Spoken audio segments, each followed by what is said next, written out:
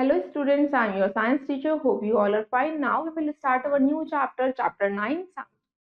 So in this chapter we shall learn about what is sound, characteristics of sound, speed of sound, how does sound travel.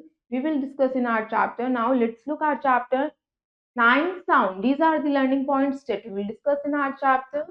How is sound produced? Characteristics of sound, speed of sound. How do we hear sound, noise and music? How do musical instruments produce sound? Next is characteristics of vibration. How does sound travel? Sound produced by humans, audible and inaudible sounds, and noise pollution. These all topics we will cover in our chapter. Now let's start with get ready exercise. Tick right the objects that produce sound. आपको उन objects पे टिक करना है जो sound produce करते हैं. Now first one is balloon. Balloon sound produce नहीं करते. नेक्स्ट आता है बच्चों हमारे म्यूजिकल इंस्ट्रूमेंट. म्यूजिकल इंस्ट्रूमेंट जो होते हैं साउंड प्रोड्यूस करते हैं. नेक्स्ट इज बच्चों cricket bat. Cricket bat sound produce नहीं करता. नेक्स्ट है आपका फ्लूट. फ्लूट साउंड प्रोड्यूस करता है. Now students let's begin the chapter. Sound को हम डिफाइन कर सकते हैं एक फॉर्म की एनर्जी जो ट्रेवल करती है मीडियम के थ्रू एक फॉर्म से जो एक वाइब्रेशन की फॉर्म होती है. जब ये वाइब्रेशन जो होती है किसी के ईयर्स तक पहुंचती है तब वो जो पर्सन होता है साउंड को हेयर यानी सुन पाता है. बच्चों जो साउंड होती है हमारी लाइफ में इंपॉर्टेंट रोल प्ले करती है. आप बहुत सारी आवाजें सुनते हैं, आप म्यूजिक सुनते हैं, आप बर्ड्स की चिर्पिंग सुनते हैं, बर्ड्स की चहचहाहट सुनते हैं. कुछ साउंड आपको अनप्लीजेंट लगती है, अच्छी नहीं लगती, जैसे कि हॉर्न का ब्लो करना. बच्चों कुछ साउंड श्रिल होती हैं, कुछ साउंड्स बास वाली होती है, कुछ साउंड्स लाउड होती हैं, कुछ साउंड सॉफ्ट होती हैं. अब हम समझते हैं हाउ इज साउंड प्रोड्यूस कैसे होती है. बच्चों साउंड जो प्रोड्यूस होती है कोई भी ऑब्जेक्ट जब मूव करता है मूवमेंट की वजह से ही साउंड प्रोड्यूस होती है. जैसे आप क्या करिए स्ट्रेच करिए बैंड को, उसे फिर प्लग कर दिए, आपको उसमें से भी साउंड सुनाई देगी. वाइब्रेशंस जो होती हैं इजिली विजिबल होती हैं बहुत सारे केसेस में, मगर बहुत सारे केसेस में हम वाइब्रेशंस को नहीं देख पाते, सिर्फ उसे फील कर पाते हैं. अब हम फॉलोइंग एक्टिविटीज के थ्रू समझेंगे कि कैसे साउंड को प्रोड्यूस किया जाता है. Now students let's do activity first. इसमें आपका एम है आपको शो करना है कि वाइब्रेटिंग बॉडी भी साउंड को प्रोड्यूस करती है. इसके लिए आपने एक थिन प्लास्टिक रबर भी. Now let's start the procedure. आपको क्या करना है रूलर को होल्ड डाउन करना है, उस पर फर्मली टेबल पे प्लेस करना है. Now just shown in the image. फिर आपको क्या करना है, फिर आप देखेंगे अदर हैंड से उस पर स्ट्राइक करेंगे, आपको साउंड सुनाई देगी. तो बच्चों जो फ्री हैंड होगा रूलर का वो वाइब्रेट करना स्टार्ट करेगा जिसकी वजह से आपको साउंड सुनाई दी. नेक्स्ट आता है कैरेक्टरिस्टिक्स ऑफ वाइब्रेशन. वाइब्रेशन की 3 इंपॉर्टेंट कैरेक्टरिस्टिक्स होती हैं. Let's see frequency, amplitude and time period. यह आपको डिटरमाइन करती हैं कि साउंड किस तरीके से प्रोड्यूस हुई है. Now let's do activity second. इस एक्टिविटी में आपका एम है आपको प्रूव करना है साउंड जो है एक स्ट्रेच वायर की वजह से वाइब्रेशन की वजह से प्रोड्यूस हुई है. नाउ आपको क्या लेना है, 2 लॉन्ग आयरन नील्स लिया आपने, एक थिन स्टील ब्रास वायर लिया जो कम से कम 20 सेंटीमीटर लॉन्ग होना चाहिए, हैमर हथौड़ा लिया. Now let's start the procedure. आपने 2 आयरन नील्स को फिक्स कर दिया वुडन टेबल के ऊपर हैमर की हेल्प से, और जो नील्स जो होनी चाहिए एक दूसरे से 15 सेंटीमीटर के डिस्टेंस में लगानी है. फिर आपने एक स्टील वायर को सारे ही नील्स पे ज्वाइन कर दिया टाइटली. फिर आप क्या करिए मिडल से प्लग करिए वायर को, तो आप देखेंगे वाइब्रेशन होना स्टार्ट हो जाएगी जिसकी वजह से आपको साउंड सुनाई दी. नेक्स्ट आता है अब हम समझते हैं प्रॉपर्टीज वेव्स की डिटेल में. एक सिंपल एग्जांपल सिंपल पेंडुलम के थ्रू. सिंपल पेंडुलम बच्चों एक उसमें एक स्मॉल बॉल होती है जिसे हम बॉब कहते हैं जो स्ट्रिंग से अटैच रहती है. एक एंड उसका फिक्स रहता है. जब भी आप बॉब को साइड वेज से पुल करेंगे खींचेंगे और फिर उसे रिलीज करेंगे वो ऑक्सीलेट करना स्टार्ट कर देता है बैक एंड फोर्थ डायरेक्शन में थोड़ी देर के लिए, फिर वापस से वो रेस्ट पोजीशन पे आ जाता है. बच्चों जो पोजीशन होती है उसकी जो उस पे वो रेस्ट पोजीशन पे आता है उसे हम उसकी मीन पोजीशन कहते हैं. That's shown in the image OA. बच्चों ये OA इसकी रेस्ट पोजीशन होती है, that is called mean position.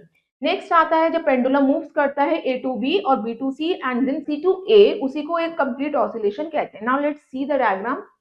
First of all बच्चों वो कहाँ पे जाता है A to B. First of all A to B जाएगा, फिर देन वो कहाँ जाता है B to C, फिर वो B to C जाता है, देन वापस से वो C to A आता है. इसी को हम क्या कहते हैं, इसका एक कंप्लीट ऑसिलेशन हो गया.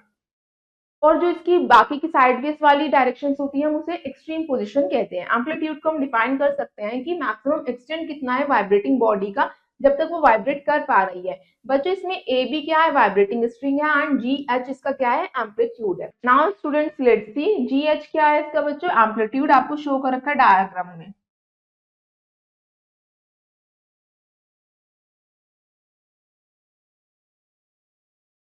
नेक्स्ट आता है आपका टाइम पीरियड। कितना टाइम लगता है एक ऑसिलेशन को कंप्लीट होने में, उसी को हम टाइम पीरियड कहते हैं। बच्चों, कौन करता है complete oscillation? Vibrating object. Next आता है टाइम पीरियड को हम डिफाइन कर सकते हैं। Time period is denoted by capital letter T and is measured in second. Second में मेजर किया जाता है। To and fro movement complete हो जाता है, उसी को हम टाइम पीरियड कहते हैं। टाइम पीरियड का फॉर्मूला होता है inversely proportional to the frequency. इस फिगर में जो टाइम टेकन हुआ है बॉल का, ट्रेवल हुआ है B to C and then from C to A then back to B, is called its time period. मतलब कि पूरा कंप्लीट ऑसिलेशन में उसे कितना टाइम लगा अपनी रेस्ट पोजीशन आने में। Next is frequency. फ्रीक्वेंसी को हम डिफाइन करते हैं कितनी वाइब्रेशंस हुई है वाइब्रेटिंग बॉडी के द्वारा एक सेकंड में, उसे हम फ्रीक्वेंसी कहते हैं। बच्चों, ऐसा यूनिट फ्रीक्वेंसी की हर्ट्ज होती है, जिसे हम डिनोट करते हैं capital letter H, small letter Z से। एक बॉडी हमारी 100 वाइब्रेशंस कर रही है 1 सेकंड में, मतलब उसकी फ्रीक्वेंसी कितनी हो गई? 100 हर्ट्ज। एक ट्यूनिंग फॉग जो है 384 हर्ट्ज जो है फ्रीक्वेंसी क्रिएट करती है, 384 वाइब्रेशन है उसकी पर सेकंड में। नेक्स्ट आता है जो मल्टीपल यूनिट होती है, उसे हम किलो हर्ट्ज कहते हैं, के एच जेड, जो इक्वल होती है हमारी 1000 हर्ट्ज के। नेक्स्ट आता है साउंड की कैरेक्टरिस्टिक्स। आप डिफरेंट डिफरेंट काइंड्स की साउंड को सुनते हैं अपने आसपास, जो एक दूसरे से अलग होती है। हम कैसे आइडेंटिफाई कर पाते हैं? उनकी कुछ फंडामेंटल फीचर्स के द्वारा हमें पता चल जाता है कि वो अलग आवाजें हैं। Now let's see, first is loudness. Loudness एक ऐसी कैरेक्टरिस्टिक होती है साउंड की जो इनेबल करती है एक साउंड को दूसरे साउंड से हम अलग अलग आवाजों को सुन पाते हैं जो हमारी सराउंडिंग्स में से आती हैं। वो किसके थ्रू हम सुन पाते हैं? ईयर्स के थ्रू। ईयर्स क्या करते हैं? सेंसेशन ऑफ हियरिंग क्रिएट करते हैं। जो लाउडनेस होती है साउंड की, वो डिपेंड करती है कि हमारी ईयर की क्वांटिटी कितना वाइब्रेट कर रही है मॉलिक्यूल्स को। लाउडनेस को हम डिस्क्राइब करते हैं डेसिबल यूनिट में, small letter D capital letter B से। जो साउंड हमारी 80 डेसिबल से अबव होती है बच्चों, वो हमारी पेनफुल होती है, उससे हम बियर नहीं कर सकते, सहन नहीं कर सकते। Now let's see the different sounds. जो रॉकेट टेक ऑफ करता है वो 200 डेसिबल पे करता है, जो हमारे लिए डेंजरसली बहुत ज्यादा होती है। ऐसी एयरक्राफ्ट इंजन की 100 से 200 होती है, ट्रैफिक की 90 होती है, जो आप तेज आवाज में म्यूजिक सुनते हैं उसकी भी 90 होती है, जो आप नॉर्मली बात करते हैं उसकी 40 टू 60 होती है। विस्परिंग यानी हम बहुत मंद मंद में बातें करते हैं, उसे फुसफुसाना कहते हैं, यानी कि वो 20 होती है, बहुत फेंट होती है। Now students, next is pitch. Pitch एक ऐसी कैरेक्टरिस्टिक होती है साउंड की जो इनेबल करती है श्रिल साउंड और ग्रेव साउंड के बीच में। मतलब कि इसका लाउडनेस तो सेम होता है, श्रिल है या ग्रेव है वो हमें बताती है। नाउ जो पिच होती है साउंड की डिपेंड करती है 2 फैक्टर्स पे। फर्स्ट फ्रीक्वेंसी क्या है वाइब्रेटिंग बॉडी की, दूसरा कि मोशन के बीच का डिफरेंस क्या है सोर्स और लिसनर का, मतलब कितनी दूरी पे खड़े हैं वो। Now let's see the graph. Low frequency wave, low pitch sound. अगर फ्रीक्वेंसी कम है लो पिच है, हाई फ्रीक्वेंसी है मतलब कि लो पिच साउंड कैसे होगी 1 सेकेंड में। इसमें कितनी जल्दी जल्दी ग्राफ्स बनते हैं, कितनी जल्दी जल्दी साउंड ट्रेवल कर रही है। नेक्स्ट है ये हमारे साउंड की कैरेक्टरिस्टिक जो डिस्टिंग्विश करती है two notes of the same intensity and pitch. बच्चों, जो हमारी इंटेंसिटी भी सेम है, पिच भी सेम है, अब उसको कैसे डिस्टिंग्विश करेंगे? क्वालिटी की बेस पे या टिम्बर की बेस पे। इसमें बच्चों ये डिफरेंट इंस्ट्रूमेंट्स के द्वारा क्रिएट की जाती है। आपको पता है सितारा और वायलिन की क्वालिटी के अकॉर्डिंग हम उसकी साउंड को डिस्टिंग्विश कर पाते हैं, वरना इनकी लाउडनेस और पिच सेम होती है। नेक्स्ट आता है how does sound travel. Sound travel कैसे करती है? जब साउंड प्रोड्यूस की जाती है वाइब्रेशंस के द्वारा, और वो हमारी जैसी एयर में जाती है, एयर में जाके उसके मॉलिक्यूल्स वाइब्रेट करने लगते हैं। जो वाइब्रेटिंग सोर्स होता है वो साउंड को प्रोड्यूस करता है, जैसे आपने ड्रम की देखी होगी आवाज, रेडियो के स्पीकर की आवाज सुनी होगी आपने, या जो हमारे वोकल कॉर्ड से आवाज निकलती है, कार इंजन प्लेन फ्लाइंग करता है जब स्काई में, जो वाइब्रेटिंग लेयर क्रिएट होती है हमारे एयर में, वो ही क्या करती है साउंड वेव्स को ट्रेवल करने में हेल्प करती है, और एयर के थ्रू वो साउंड आपकी ईयर्स तक पहुंच पाती है। Now that is the propagation of sound waves. इसमें आपको शो कर रखा है कंप्रेशन, यानी जब सोर्स से निकलने स्टार्ट होती है देन वो कन्वर्ट इनटू रियरफ्लेक्शन और फिर उसके मॉलिक्यूल्स एयर के आपके ईयर तक पहुंच पाते हैं। नाउ लेट्स सी, जब भी साउंड ट्रांसमिट होती है एयर के थ्रू, तो साउंड जो प्रोपोगेट होती है किस फॉर्म में होती है? कंप्रेशन और रियरफ्लेक्शन के फॉर्म में होती है, जिसे हम लॉन्गिट्यूडनल वेव्स कहते हैं। जो साउंड वेव्स है उसे हमने क्लासिफाइड कर दिया है लॉन्गिट्यूडनल वेव्स में। Let's see how sound wave propagate. आपने एग्जांपल लिए स्पीकर का, जो हमने ऊपर एग्जाम्पल अब फिगर में देखा था, इससे हम समझ सकते हैं कि साउंड कैसे ट्रेवल करती है। जो स्पीकर का डायफ्रागम होता है वो वाइब्रेट करना स्टार्ट कर देता है बैक एंड फोर्थ, जिसकी वजह से मॉलिक्यूल्स जो होते हैं कि वो डिस्टर्ब होने स्टार्ट हो जाते हैं, वाइब्रेट होना स्टार्ट हो जाते हैं, और वो एक दूसरे से कोलाइड करते हैं एडजेसेंट मॉलिक्यूल से। ये प्रोसेस चलता रहता है। जब ज्यादा ओरिजिनेट होती है डिस्टरबेंस स्पीकर की, वो धीरे धीरे हमारी किससे ट्रेवल करती है, एयर के मीडियम के थ्रू ट्रेवल करना स्टार्ट करती है। एयर मॉलिक्यूल्स जो है खुद ट्रेवल नहीं करते बल्कि वो क्या करते हैं, वाइब्रेट करते हैं, वो टू एंड फ्रो मोशन करते हैं, जिसकी वजह से एक एनर्जी क्रिएट होती है, एक मॉलिक्यूल से दूसरे मॉलिक्यूल तक वो एनर्जी पहुंच पाती है। नेक्स्ट है आपका sounds need a medium to propagate. बच्चों साउंड वेव्स जो है उन्हें एक मटेरियल मीडियम की जरूरत होती है ट्रेवल करने के लिए। वो मटेरियल मीडियम कोई भी हो सकता है, सॉलिड, लिक्विड या गैस, जिसके थ्रू वो ट्रेवल करते हैं उसके मॉलिक्यूल। साउंड जो ट्रेवल्स करती है वो उसकी बॉडी वाइब्रेट होना स्टार्ट करती है, जिसकी वजह से वाइब्रेशंस होते हैं मॉलिक्यूल्स के अंदर, और बच्चों वो सराउंडिंग मीडियम में साउंड को क्रिएट करते हैं। अगर कोई भी मॉलिक्यूल्स नहीं होते तो वाइब्रेशन कैसे पास होगी, इसकी वजह से साउंड ट्रेवल नहीं कर पाती। इसलिए आपने देखा होगा स्पेस और वैक्यूम में साउंड ट्रेवल नहीं करती। Now let's do the activity third. इस एक्टिविटी का आपका एम है आपको शो करना है कि साउंड को ट्रेवल करने, साउंड सॉलिड में भी ट्रेवल करती है। आपको एक वुडन स्टिक चाहिए, आपने क्या करा, वुडन स्टिक ली और उसे टैप करना स्टार्ट करा और आप उसे अपने ईयर के पास लेके आइए। आपको आसानी से उसकी क्लियर साउंड सुनाई देगी, मतलब सॉलिड में भी साउंड ट्रेवल कर रही है। नेक्स्ट है लेट्स डू एक्टिविटी 4। हमें साउंड को ट्रेवल करते हुए गैस में महसूस करना है। इसके लिए आपको बलून की रिक्वायरमेंट होगी। आपने बलून को फिल करना स्टार्ट करा और बच्चों फिर आपने उस बलून की जो एयर फिल करी है उसको धीरे धीरे रिलीज करिए और उसको अपने ईयर के पास लेके आइए। आपने क्या देखा कि जैसे ही बलून में भी क्या है, गैसेस के मॉलिक्यूल्स ने निकलना स्टार्ट करा, एक्सपेल आउट होना स्टार्ट करा, तो उसकी साउंड भी आपको सुनाई दी। Now let's do activity 5। इसमें आपको शो करना है साउंड जो है हमारी थ्रू एयर ही ट्रेवल करती है। वैक्यूम मतलब कि जहाँ पे एयर नहीं होती वहां पे वो ट्रेवल नहीं करती, उसे मीडियम की जरूरत होती है। इसके लिए आपने एक इलेक्ट्रिक बेल लिया, बिग ग्लास जार लिया, वैक्यूम पंप लिया। फिर आपने क्या करा, इलेक्ट्रिक बेल को हैंग कर दिया जार के अंदर, वैक्यूम पंप से उसे कनेक्ट कर दिया। फिर आपने जैसे ही वैक्यूम पंप को स्विच ऑन करा तो हमारी एयर जो है जार में से सारी निकल गई। अब वो वैक्यूम बन चुका है, कोई भी एयर के मॉलिक्यूल्स उसमें प्रेजेंट नहीं है। फिर आप क्या करिए, बेल की साउंड को रिंग करिए, आपको बेल की साउंड सुनाई नहीं देगी। फिर मतलब क्या है, वैक्यूम की वजह से, यानी कि कोई भी एयर मॉलिक्यूल्स नहीं है, इसकी वजह से वहां पे साउंड ट्रेवल नहीं कर रही है। इससे हमें पता चल गया कि साउंड को ट्रेवल करने के लिए मीडियम की रिक्वायरमेंट होती है, चाहे वो मीडियम एयर हो, लिक्विड हो या गैस हो। Now let's see the speed of sound. Sound बच्चों ट्रेवल करती है सॉलिड में भी, लिक्विड में भी, गैसेस में भी, बट वो डिफरेंट स्पीड्स में करती है, डिफरेंट डिफरेंट मीडियम में। Now let's see the table. Medium बच्चों हमारा स्पीड ऑफ साउंड जो है 0 डिग्री सेंटीग्रेड पे होता है।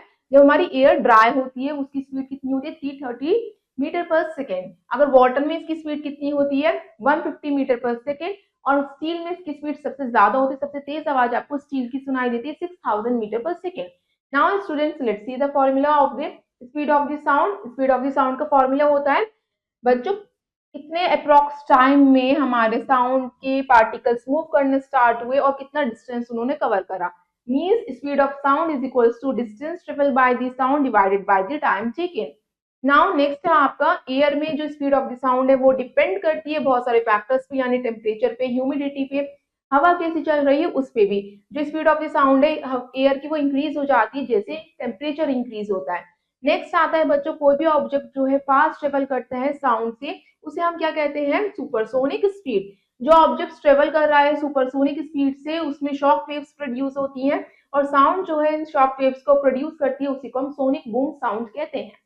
Now let's think and answer the following question. What is vibration? Vibrations क्या होती है बच्चों? The oscillating to and fro movement of an object, उसी को हम वाइब्रेशंस कहते हैं। वाइब्रेशंस कुछ हमारी विजिबल भी होती है, कुछ नॉट विजिबल भी होती है। What is the maximum displacement of body from its mean position? उसे हम क्या कहते हैं, एम्पलीट्यूड कहते हैं। Next is how is frequency of a sound wave relate to its time period? बच्चों टाइम पीरियड से कैसे रिलेट करती है? अच्छा, हमारा टाइम पीरियड ज्यादा है, फ्रीक्वेंसी कम होगी, तो इससे हमारा फ्रीक्वेंसी और टाइम पीरियड रिलेट करते हैं एक दूसरे से। Which characteristic of sound helps you distinguish between two sounds? कौन कौन सी कैरेक्टरिस्टिक्स के बीच में, इसके थ्रू आप टू साउंड्स को डिस्टिंग्विश कर सकते हैं? एम्पलीट्यूड के बेस पे, लाउडनेस के बेस पे, या क्वालिटी टिम्बर के बेस पे। नेक्स्ट आता है the frequency of a sound wave is 500 hertz and that of a guitar is 800 hertz. Why? बच्चों फ्रीक्वेंसी दोनों की ही डिफरेंस क्यों है? Because of its quality. Now next is sound produced by humans. Humans को कैसे sound produce सुनाई देती है? ईयर्स के द्वारा। या कैसे वो साउंड को प्रोड्यूस करते हैं उसे भी हम समझेंगे। ह्यूमंस जो होते हैं साउंड को प्रोड्यूस करते हैं अपने वॉइस बॉक्स यानी लेरिंक्स के द्वारा। वॉइस बॉक्स जो होता है हमारे विंड पाइप के अपर एंड में लोकेटेड होता है। टू वोकल कॉर्ड्स जो होती है स्ट्रेच करना शुरू कर देती हैं वॉइस बॉक्स में या लार्निक्स में, इस तरीके से कि जो नैरो स्लिट पे जाके वो स्ट्राइक करती हैं और नैरो स्लिट की वजह से जब वो स्ट्राइक करती है, एयर मॉलिक्यूल्स वाइब्रेट होना स्टार्ट करते हैं, तब वो साउंड को प्रोड्यूस करते हैं। जब एयर मॉलिक्यूल्स हमारे लंग्स में फोर्स आउट होते हैं, तब ये वोकल कॉर्ड्स जो होती हैं स्लिट पे स्ट्राइक करती हैं। नेक्स्ट आता है how do we hear sound.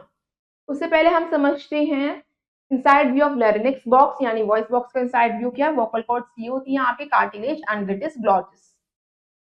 Now next is how do we hear sound, कैसे हम साउंड को सुनते हैं। आप देखते हैं बच्चों, आप अपने आसपास बहुत सारे साउंड को ट्रेवल करते हुए सुन पाते हैं, वो वाइब्रेटिंग एयर मॉलिक्यूल्स के थ्रू। जब ये साउंड आपकी ईयर्स तक पहुंचती है। हमारे ईयर्स के 3 पार्ट्स होते हैं, outer ear, middle ear and the inner ear. Let's start with the outer ear. Outer ear में बच्चों हमारे ईयर फ्लैप होता है, जिसे हम एक्सटर्नल ईयर यानी पिन्ना कहते हैं। जो कैनाल या ऑडिटरी कैनाल होता है, जो डायरेक्ट करता है साउंड को ईयर ड्रम तक पहुंचाने में। तो स्टूडेंट्स, जो ईयर ड्रम होता है वो इंटरफेस का काम करता है किस किस के बीच में, आउटर ईयर और मिडल ईयर के बीच में। उस ईयर ड्रम को हम क्या कहते हैं बच्चों, टिम्पैनम। नाउ नेक्स्ट पार्ट आता है आपका ईयर का मिडल ईयर। ये हमारे 3 वेरी टाइनी इंटरलॉक बोन्स होते हैं इसमें, इनकस, मैलियस एंड स्टेपिस। जो इनर मोस्ट बोन होती है वो हमारी इनर ईयर से ज्वाइन रहती है। अब इनर ईयर का पार्ट होता है हमारे, इसमें कॉइल्ड ऑर्गन होता है जिसे हम सेमी सर्कुलर कैनल्स कहते हैं, जिसमें फ्लूइड फिल रहता है, जिसे जो हमारे ऑडिटरी नर्व जिससे कनेक्ट रहती हैं। जब वाइब्रेशंस हमारी इनर ईयर तक पहुंच जाती हैं, तो वो टाइनी हेयर्स जो होते हैं सेमी सर्कुलर कैनाल्स में, वो सिग्नल पहुंचाना शुरू कर देते हैं ऑडिटरी नर्व के थ्रू हमारे ब्रेन तक। और बच्चों हमारा ब्रेन क्या करता है, साउंड को रिकॉग्नाइज करता है, पहचानता है और आपको बताता है। Now students, let's see the diagram of the human ear. That is पिना, आउटर ईयर का part. Next is ear canal, ear drum, minus, incus, stipity, inner ear, and next आता है हमारा middle ear, next is cochlea, eustachian tube.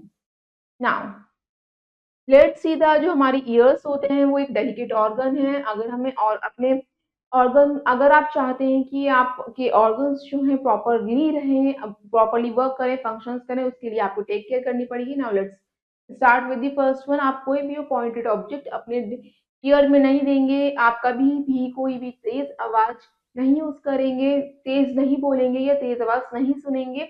आप बच्चों किसी के भी हार्डली हिट नहीं करेंगे ईयर के ऊपर। नेक्स्ट आता है Audible and inaudible sound.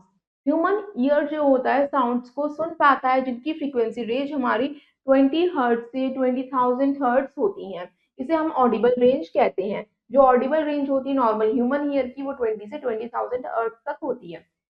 Now इसी को हम सोनिक साउंड्स भी कहते हैं। जो इन्फेंट छोटा बच्चा होता है, वो 1 ईयर ओल्ड का, वो 35,000 हर्ट्ज तक की भी साउंड सुन पाता है। जो इसकी लिमिट होती है ग्रेजुअली धीरे धीरे डिक्रीज होनी स्टार्ट होती है जैसे वो एडल्ट में चेंज होता है। जो साउंड की फ्रीक्वेंसी हमारी 20 हर्ट्ज से ज्यादा होती है उसे हम अल्ट्रासोनिक साउंड्स कहते हैं।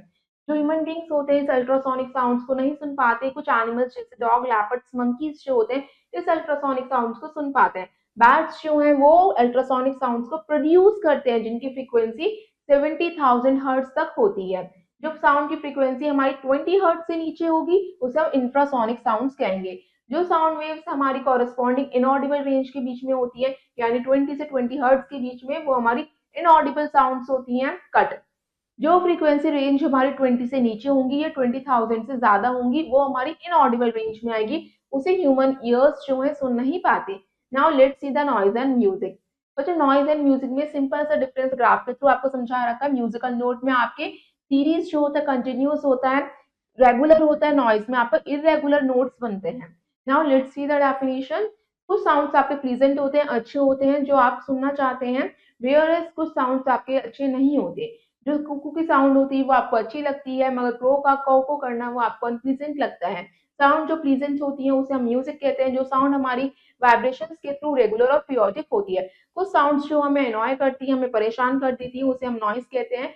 वो साउंड हमारी वाइब्रेशंस जो होती है रेगुलर होती है मगर नॉन पीरियोडिक होती है।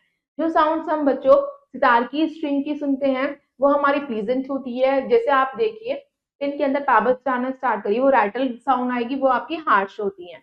Next is noise pollution. बच्चों इसे हम डिफाइन कर सकते हैं, जो हमारे आसपास की सराउंडिंग में बहुत ज्यादा शोर हो जाता है, जो हमें डिस्कम्फर्ट देता है, डिस्टर्बेंस देता है, उसी को हम नॉइज पॉल्यूशन कहते हैं। नॉइज पॉल्यूशन के बहुत सारे कॉजेज होते हैं। Let's see the first one. Vehicles horns, loud speakers की नॉइज यानी आवाजें, क्रैकर्स का बस्ट होना उसकी आवाजें, लाउड म्यूजिक को सुनना, वो नॉइज पॉल्यूशन क्रिएट करते हैं। जो लाउडनेस होती है साउंड की उसे हम मेजर करते हैं डेसिबल डीबी में। जो साउंड हमारी 90 डेसिबल से अबव होती है वो हमारे नॉइज पॉल्यूशन क्रिएट करती है। नेक्स्ट आता है इफेक्ट्स ऑफ नॉइज पॉल्यूशन। इस नॉइज पॉल्यूशन के क्या इफेक्ट्स हो सकते हैं? बच्चों से कुछ हेल्थ हैजार्ड्स भी हो सकते हैं। Let's see the first one, headache, सिर में दर्द हो सकता है, आप कंसंट्रेशन नहीं कर पाते। नेक्स्ट है आपको नर्वस टेंशन हो सकती है, आप सो नहीं पाते, स्लीपलेसनेस हो जाते हैं और आप एक दूसरे से बात करने में भी दिक्कत होती है जहाँ पे ज्यादा शोर होता है। Now let's see the next topic, prevention and control of noise. बच्चों हम नॉइज शोर को कैसे कंट्रोल कर सकते हैं? आपको इसके लिए कुछ वेज को अडॉप्ट करना पड़ेगा। Now let's see the first one, जो एम्पलीफायर्स होते हैं पब्लिक प्लेसेस में उसे बिल्कुल बैन होने चाहिए। व्हीकल्स जो होते हैं उसमें इफेक्टिव साइलेंसर्स भी फिट होने चाहिए जिससे कि कम नॉइज पॉल्यूशन क्रिएट हो। मशीन्स बच्चों इस तरीके से डिजाइन की जानी चाहिए जिससे कि वो मिनिमम नॉइज क्रिएट करे। सॉफ्ट कारपेट फ्लोर्स का यूज किया जाना चाहिए, कर्टेन, साउंड एब्जॉर्बर्स का, कॉक, थर्माकोल का नॉइज लेवल को रिड्यूस करने के लिए। Now let's see the next one, how do musical instruments produce sound. आप समझते हैं कि म्यूजिकल इंस्ट्रूमेंट्स जो है अलग अलग आवाजें कैसे प्रोड्यूस करते हैं। जैसे आप क्या करते हैं, किसी की भी जैसे ड्रम की स्किन को स्ट्रेच करा, गिटार की स्ट्रिंग्स को स्ट्रेच करा या जो फ्लूट की एयर कॉलम से उसमें से एयर को पास करवाया तो उसमें से साउंड क्रिएट्स होती है। उसको हमने थ्री टाइप्स की क्लासिफिकेशन करिए। Let's start the first one, wind और रीड इंस्ट्रूमेंट्स। विंड इंस्ट्रूमेंट्स वो होते हैं जिनके अंदर वाइब्रेटिंग एयर कॉलम्स होते हैं। इसमें एयर को ब्लो किया जाता है डायरेक्टली रीड्स के थ्रू और उसकी जो साउंड की पिच होती है वो ऑल्टरनेटली प्रोड्यूस होती है जैसे वो होल्स में से पास होती हुई जाती है। फ्लूट, शेनाई, बैकपाइप्स, बगल्स या हमारे कुछ एग्जांपल्स होते हैं विंड इंस्ट्रूमेंट्स के जिसे हम रीड इंस्ट्रूमेंट्स भी कहते हैं। Now students let's see the image of the reed instruments, flute, shehnai and bugle. Next आता है स्ट्रिंग इंस्ट्रूमेंट। स्ट्रिंग इंस्ट्रूमेंट्स वो होते हैं जिसमें टॉट स्ट्रिंग्स होती हैं जो वाइब्रेट करना स्टार्ट करती हैं अगर उनके स्ट्रिंग्स को हम प्लग करते हैं, स्ट्रक करते हैं या उनको वो के थ्रू प्ले करते हैं। नाउ नाउ स्टूडेंट्स जो पिच होती है स्ट्रिंग इंस्ट्रूमेंट्स की उसे हम चेंज कर सकते हैं उसके लेंथ को ऑल्टर करके, स्ट्रिंग्स की लेंथ को, लंबाई को छोटा बड़ा करके। सितार, वीणा, हार्प, संतूर, वायलिन ये सारे हमारे स्ट्रिंग इंस्ट्रूमेंट्स होते हैं। Now let's see the image of the string instruments, sitar, Veena, violin and santoor. Next आता है आपका परक्यूशन इंस्ट्रूमेंट्स। ये इंस्ट्रूमेंट्स हमारे जो वाइब्रेशंस क्रिएट करते हैं ये एनिमल स्किन के थ्रू वाइब्रेशंस क्रिएट करते हैं। मतलब इनकी जो स्किन होती है वो एनिमल स्किन होती है जिसे स्ट्रेच किया जाता है और वाइब्रेशंस जो होती है फ्रीक्वेंसी क्रिएट करती है। अगर हम ज्यादा स्ट्रेचिंग करेंगे इनकी स्किन के ऊपर ज्यादा फ्रीक्वेंसी क्रिएट होगी और ज्यादा आवाज सुनाई देगी। तबला, ड्रम, मृदंगम ये सारे हमारे एग्जाम्पल होते हैं परक्यूशन इंस्ट्रूमेंट्स के। Here are the images. Now students let's have a quick look on the following points. अब हम समझते हैं हमने अपने चैप्टर में क्या क्या पढ़ा उसे एक बार रिवाइज करेंगे। साउंड एक फॉर्म की एनर्जी होती है। फिर हमने इंपॉर्टेंट कैरेक्टरिस्टिक समझी साउंड की, यानी वाइब्रेशंस की, amplitude, time period and frequency. Sound बच्चों प्रोड्यूस होती है जब कोई भी चीज मूव करना स्टार्ट करती है। ह्यूमंस जो होते हैं साउंड को प्रोड्यूस करते हैं वॉइस बॉक्स या लार्निक्स के द्वारा। बच्चों कभी भी हमें कोई भी पॉइंटेड ऑब्जेक्ट को ईयर के अंदर पॉइंट नहीं करना चाहिए, इंसर्ट नहीं करना चाहिए। हमने अपने चैप्टर में ईयर के 3 पार्ट समझे थे, कौन कौन से, outer ear, middle ear and inner ear. Audible range जो होती है जो हम सब सुन सकते हैं वो 20 हर्ट्ज से 20,000 हर्ट्ज तक के बीच में होती है। जो साउंड की फ्रीक्वेंसी हमारी 20 हर्ट्ज से ज्यादा होती है उसे हम अल्ट्रासोनिक साउंड्स कहते हैं जिसे हम नहीं सुन पाते। जिन साउंड की फ्रीक्वेंसी 20 हर्ट्ज से नीचे होती है वो हमारी क्या होती है, वो भी इनऑडिबल होती है, उसे हम इंफ्रासोनिक साउंड्स कहते हैं। जो लाउडनेस होती है साउंड की उसे हम मेजर कर सकते हैं डेसिबल में जिसे हम डिनोट करते हैं small letter D, capital letter B से। Now students, rest of the exercise you will do yourself. I hope you all students have understood this chapter. Thank you and have a nice day.